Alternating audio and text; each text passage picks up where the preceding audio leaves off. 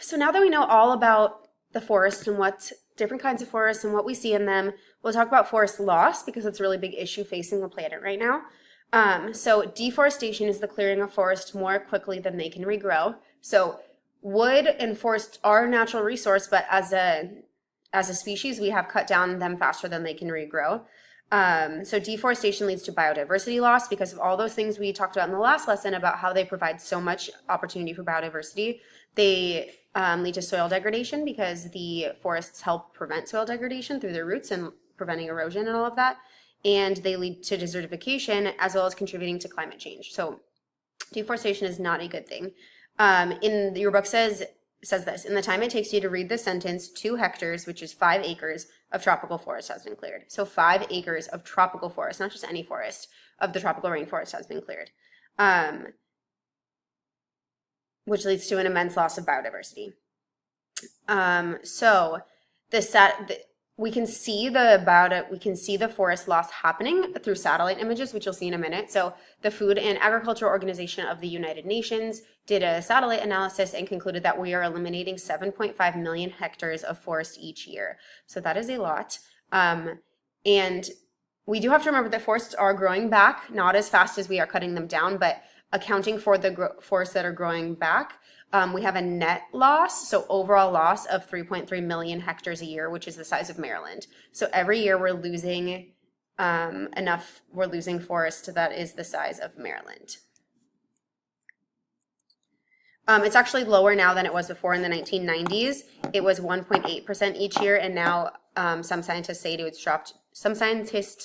dropped to about only 0.8%, so less than 1% of forest loss each year. However, scientists are arguing and some say that it's higher, so hard to say. So North America looks very different now than it did in 1620. So you can see on the left, that's how much forest we had in 1620 and how much is left now. So through the mid-1800s, North America resulted in very little primary forest being left behind. So basically your book goes through all of the different ways that we cut down the forests.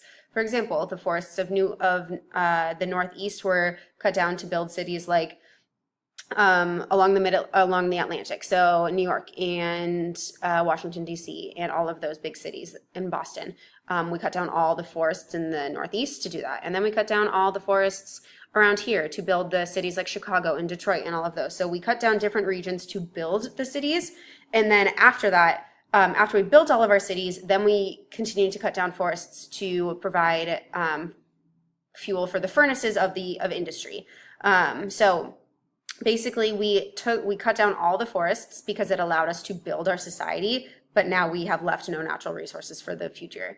So there's an important distinction between primary forest and secondary forest. So primary forest is the forest that was there from the beginning, that is natural and uncut by people. So this in 1620 was all natural forest. What is left behind is secondary forest, which is forest that has grown back from where we've cut it down. And so you can see that what's left in the U.S., forest overall is much smaller, and that the grand majority of it is secondary forest, not primary forest. So the secondary forest is the trees in today's forest that have sprouted and grown to partial maturity since the old growth trees were cut. These secondary forests, so there is still forest where there used to be forest standing, but it can have a very different ecosystem. It can have a very different species composition, structure, and nutrient balance. So it's less than ideal that they're all now secondary instead of primary. And so in addition to the US, we deforested North America in the 1800s, but now this is happening all over again in developing nations. So there's a lot of primary uncut forests still found in developing nations, but they're being harvested because of the same reasons, to clear land and to get the wood. And it's happening much faster than it did in the 1800s because the technology is much better now, almost 300 years later. So Indonesia, Africa, Central America, and South America are experiencing rapid deforestation. And this is from a desire to expand human settlement. So they're growing, they're expanding, they want to boost their economic growth, and they want to provide wood for heating and cooking. So they're trying, as they're working towards industrialization to becoming a more developed nation, they need this firewood, they're cutting it down. So while there's rapid deforestation happening in those developing areas, parts of Europe and the United States are gaining forest as we're recovering from the deforestation that we caused in the past. So you can see here that the green is where forests are growing back, and the red and the orange is where we're losing forest. The U.S. is regrowing in a lot of Europe. I'm sorry, forests are regrowing in a lot of Europe and the U.S. over here in Russia.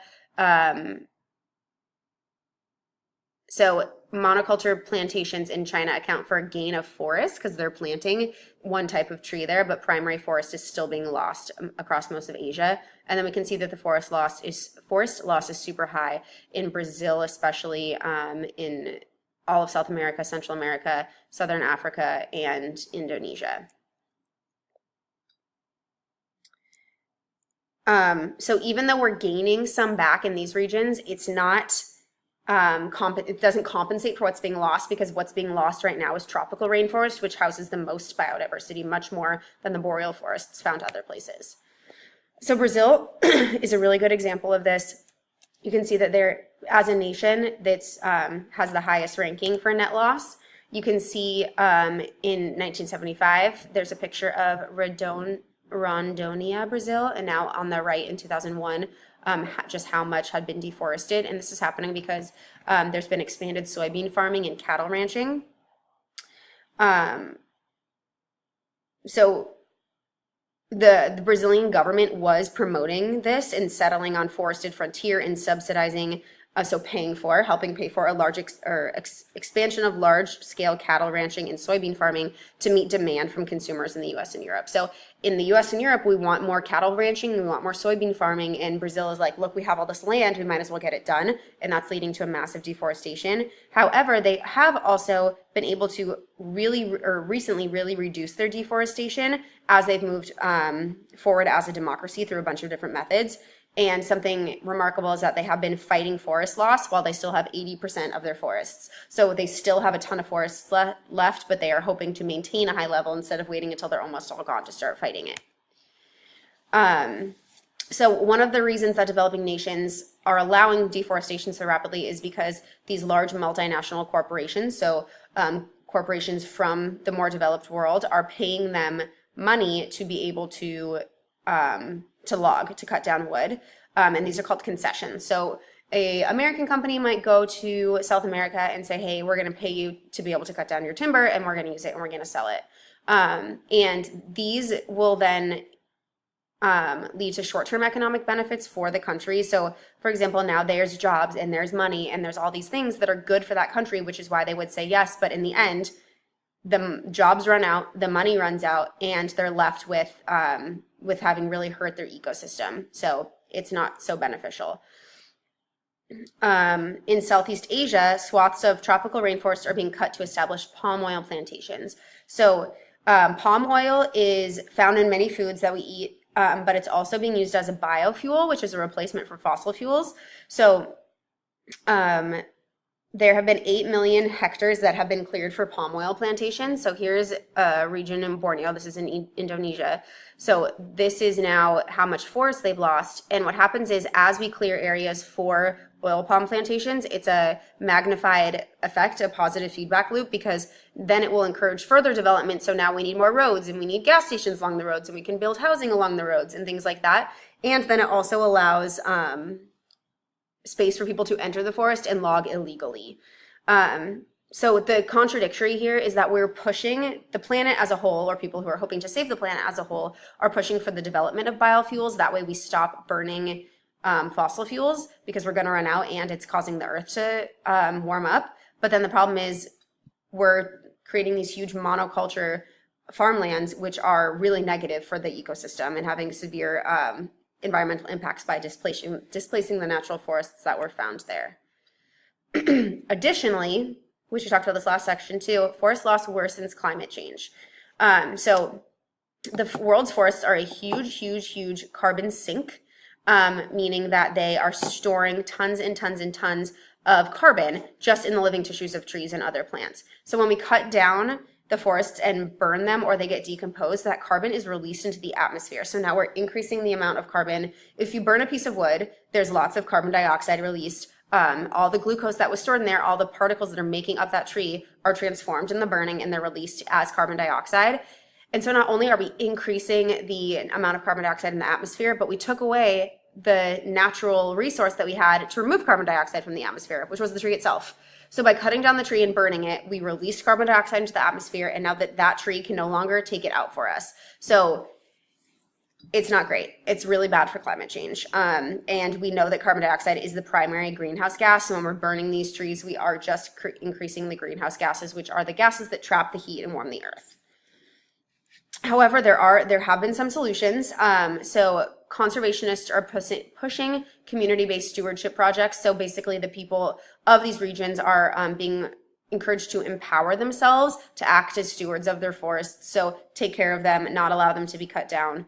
And then other organizations provide conservation concessions. So remember, concessions are when a corporation will pay a country to log their or cut down their timber. And what these are doing is instead they're paying countries to preserve their forests instead of harvesting them. So now the nation not only gets the money through the concession, which they would get either way if it was a conservation concession or not, but now they're getting the money and they're preserving their natural resources. And then there's this program called Reducing Emissions from Deforestation and Forest Degradation, and it's promoting that these developing nations will receive conservation concessions while developed countries receive carbon emissions offset credits.